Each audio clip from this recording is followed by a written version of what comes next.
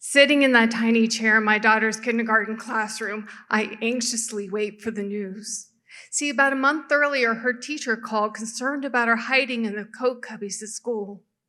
As I sit there, I'm not sure what to expect, and all I can think about are the mantra that I tell my children: my job is to keep you safe.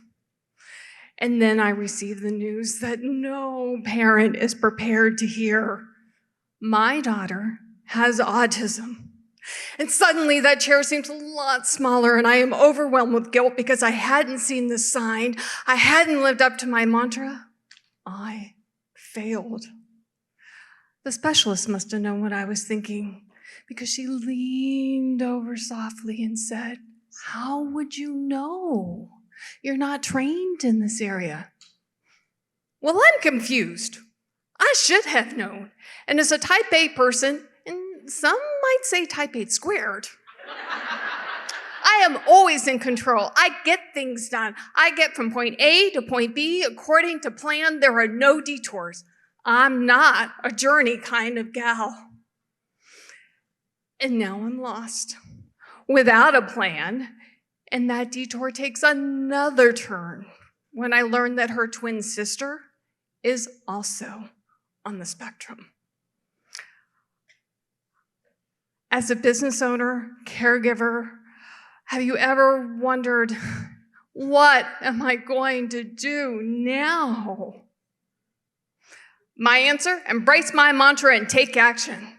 I learn about social cues. I learn how to make an abstract idea concrete.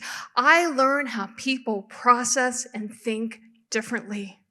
And I begin to use that in my work. On one of my teams, there's a gentleman who was so hard to have any type of interaction with. He rarely spoke unless answering a direct question. And then one day I asked him how he would solve this problem. Wow, he engaged, because I had embraced and found his natural talent. And we had the most fascinating conversation. So what's the secret? I learned that if we allow people to share their gifts in their own way, we enrich our lives, our businesses, and communities. Everyone can be a leader in their own right. Everyone. And I learned from my daughters that that detour just may be the most amazing journey that you will ever go on.